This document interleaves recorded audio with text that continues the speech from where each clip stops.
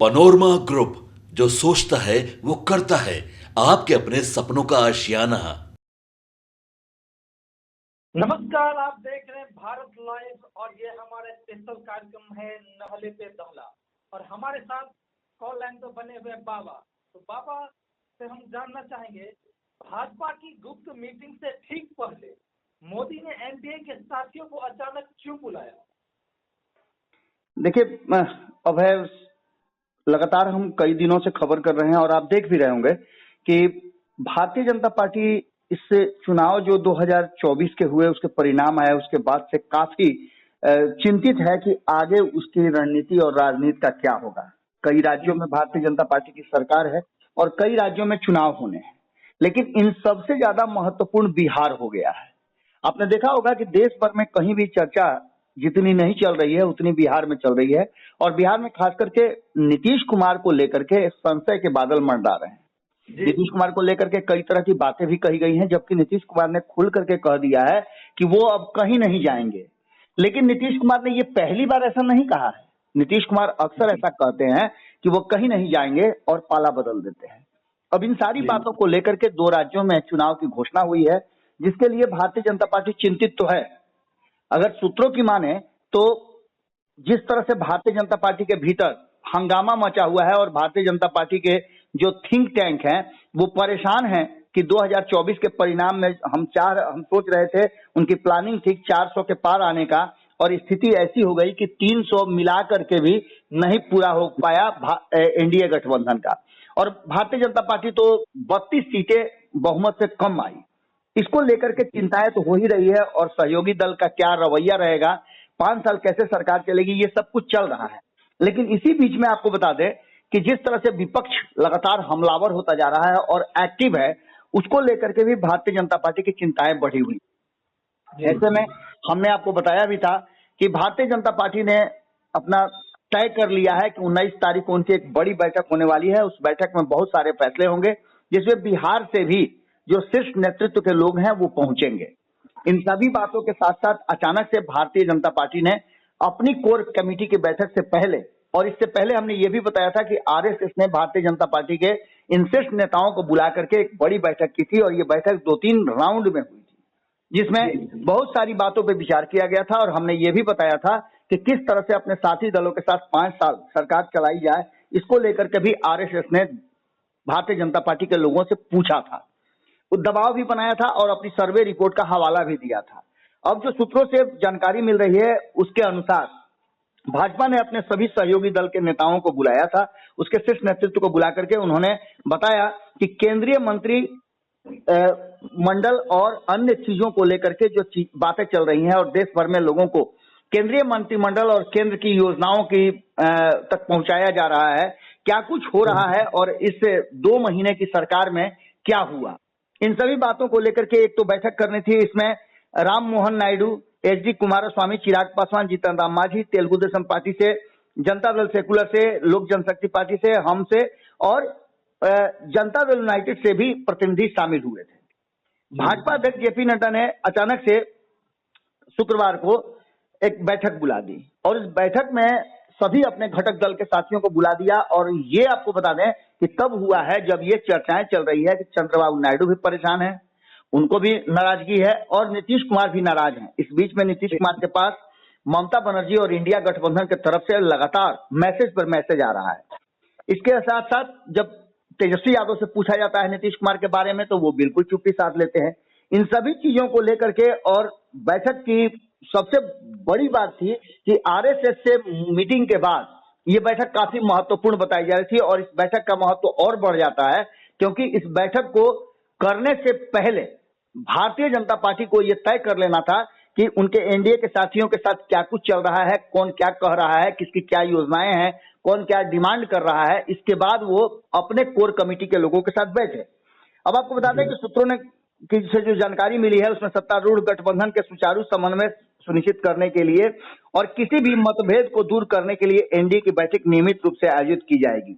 आपको हमने बताया भी था, याद होगा कि हम बार बार ये रिपीट कर रहे थे कि नीतीश कुमार को संयोजक बनाए जाने की डिमांड और भीतर ही भीतर उसका दबाव बढ़ता जा रहा है।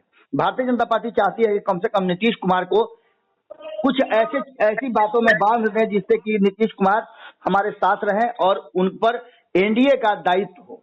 इस बात को लेकर के भी अब चर्चाएं आगे होंगी, लेकिन एनडीए की बैठक और एनडीए के साथियों के बीच में जो थोड़ा बहुत कॉन्फ्लिक्ट है भी, उसे दूर करने के लिए एनडीए की रेगुलर बैठक की बात कही गई है। आपको बता दें कि इस बैठक की सबसे महत्वपूर्ण बात जो थी, उसमें प्रधानमंत्री नरेंद्र मोदी द्वारा समान नागरिक संहिता की वकालत करने के एक दिन बाद हुई है, जिसे मुद्दे पर कई सहयोगी भाजपा के साथ एकमत नहीं है। आप समझ सकते हैं कि समान नागरिक संहिता जो है उसको लेकर के प्रधानमंत्री नरेंद्र मोदी ने जो 15 अगस्त के अपने भाषण थे उसमें भी उसकी जिक्र की थी, और हाल फिलहाल में आपने वक्फ बोर्ड वाला देखा होगा कि मामला लटक गया। अगर सूत्रों की माने तो बैठक में भाजपा के सभी सहयोगी दल शामिल थे। उन्होंने बताया कि केंद्रीय मंत्री के Ram Naidu, HD. Kumaraswamy, Chirag Paswan, Jitan Ram Manjhi, Telugu Desam party, Janata Dal secular, लोक जनशक्ति पार्टी और हिंदुस्तानी अवाम के प्रतिनिधि के साथ जनता दल यूनाइटेड की तरफ से संजय झा भी इस बैठक में शामिल हुए थे। इन सभी बातों के साथ साथ अन्य सहयोगियों में केंद्रीय मंत्री अनुप्रिया पटेल, जयंत सिंह, नागालैंड के मुख्यमंत्री नेफ्यू रियू भी बैठक में हिस्सा लिए थे, और सूत्रों ने बताया कि संसदीय कार्य मंत्री और अल्पसंख्यक मामलों के मंत्रालय का प्रभार संभालने वाले केंद्रीय मंत्री किरण रिजिजू भी अपनी कैबिनेट सहयोगियों भूपेंद्र यादव के साथ शामिल हुए थे। मोदी ने अक्सर इस बात पर जोर दिया है कि केंद्र में एनडीए की सरकार है, और उन्होंने विभिन्न मुद्दों पर गठबंधन के समन्वय का आह्वान भी किया है। आप समझ सकते हैं कि ये पहला ऐसा अवसर है 10 सालों में जब एनडीए के घटक दल के नेताओं की बैठक हो रही है। हमने आपको पहले भी बताया था, आपको याद होगा कि खास करके भारत लाइव के दर्शक काफी प्रबुद्ध हैं और सबसे आगे सोचते भी हैं। इसका कारण है कि हम भी अंदर से निकाल करके खबरें रखते हैं, और हमने बहुत पहले बता दिया था कि एनडीए घटक दल जो पिछले 10 साल से था उसका प्रारूप और जो तरीका है काम करने का वो बदलेगा। इसमें समन्वय समिति की बात होगी, इसमें कौन इसका संयोजक है उसकी बात होगी, और समय समय पर बैठक की बात होगी, क्योंकि इस बार दांव उल्टा पड़ा है। इस बार भारतीय जनता पार्टी को सरवाइव करना है, और भारतीय जनता पार्टी ये चाह रही है कि किसी भी तरह से बहुत आराम से 5 साल तक ये सरकार चले। लेकिन विपक्ष जिस तरह से हमलावर है और विपक्ष जिस तरह से रणनीतियां बना रहा है, उसमें कभी भी कोई भी बड़ा राजनीतिक उथल पुथल हो सकता है। क्योंकि आपने देखा होगा कि लगातार ममता बनर्जी बहुत एक्टिव हो गई हैं, राहुल गांधी जिस तरह से एक्टिव हैं और लगातार जो अपना वो दायरा बढ़ा रहे हैं अन्य राज्यों में, जिस तरह से हरियाणा और जम्मू कश्मीर में चुनाव है उसको लेकर के पूरा विपक्ष एकजुट नजर आ रहा है। उसमें नीतीश कुमार को शामिल करने की बात की जा रही है, उसमें चंद्रबाबू नायडू को शामिल करने की बात की जा रही है। तो इसके मायने हैं कि कहीं ना कहीं भारतीय जनता पार्टी और आरएसएस का जो प्लान है वो ध्वस्त होता हुआ नजर आ रहा है। आपने देखा कि 4 राज्यों में चुनाव होने थे, मात्र 2 राज्यों की घोषणा हुई है। कहा यह भी जा रहा है कि बिहार, कहीं ऐसा तो ना कि नीतीश कुमार बिहार में चुनाव पर का दबाव बना दें और यहाँ भी वक्त से पहले चुनाव हो जाए। इन सभी चीजों को लेकर के जो भारतीय जनता पार्टी है, अपना जो उनका मन में जो बातें चल रही थी, या जिस तरह की आपने देखा होगा कि राजनीतिक गलियारे में, मीडिया जगत में जो खबरें चल रही थी, उससे भारतीय जनता पार्टी की बेचैनी बढ़ना लाजमी था। वो अपने साथी दल के नेताओं को बुला करके जानना चाहती थी कि उनके मन में क्या चल रहा है। उसके साथ साथ वो ये भी जानना चाहती थी कि उनकी डिमांड क्या है। इन सभी बातों को लेकर के जिस तरह से आरएसएस ने दबाव बनाया है, उसके बाद इस मीटिंग का काफी महत्व बढ़ जाता है। एनडीए गठबंधन की ये पहली नहीं बल्कि इस बार सरकार बनने के बाद ये कई मीटिंग्स के बाद एक महत्वपूर्ण मीटिंग है।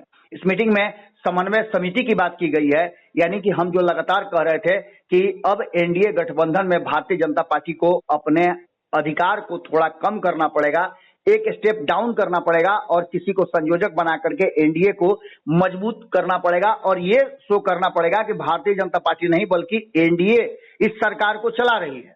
नरेंद्र मोदी प्रधानमंत्री हैं, लेकिन एनडीए की सहमति के बिना, उसके सहयोग के बिना ये सरकार नहीं चलेगी। यानी कि हर विषय पर, हर बात पर आपस में पहले विचार होगा, विमर्श होगा, उसके बाद कोई भी बात, कोई भी कानून लाया जाएगा।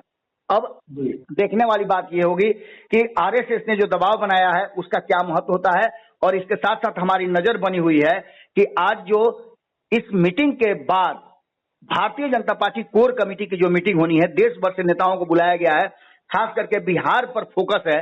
तो उसको लेकर के क्या कुछ निकल के आता है, हमारी नजर पूरी तरह से बनी हुई है। हम आगे ये भी बताएंगे अगली खबर में कि क्या होने वाला है भारतीय जनता पार्टी के इस इंटरनल मीटिंग में, अचानक से बुलाई गई मीटिंग में। वहीं अचानक से ही आपने देखा कि एनडीए के घटक दल के लोगों को भी बुलाया गया और अपनी मीटिंग करने से पहले एक दिन बुलाना काफी महत्वपूर्ण है। अभी और भी हम इस मीटिंग की जो बातें हैं उसे जानने की कोशिश कर रहे हैं। जैसे ही और जानकारी मिलती है हम फिर जुड़ेंगे, लेकिन एक बात तो तय है अब है कि भारतीय जनता पार्टी को अब यह डर हो गया है कि वो एनडीए के घटक दल के नेताओं के साथ सामंजस्य बिठा करके नहीं चलेगी, एनडीए का समायोजन नहीं रहेगा और वो अपना हथियार नहीं डालेगी, तो कभी भी नरेंद्र मोदी की कुर्सी खतरे में पड़ सकती है।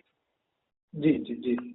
तो जैसे कि आप सभी दर्शकों ने सुना कि बाबा ने बताया चंद्रबाबू नायडू और नीतीश कुमार दोनों ही नाराज हैं और इधर भाजपा पार्टी सुनिश्चित नहीं कर पा रहे हैं कि एनडीए पार्टी में किन्हें क्या चाहिए और क्या डिमांड कर रहे हैं। और एनडीए के घटक दल की पहली बार बैठक हुई है, तो यानी कि कुछ न कुछ जरूर अभी खेल हो सकता है या अभी बाकी है।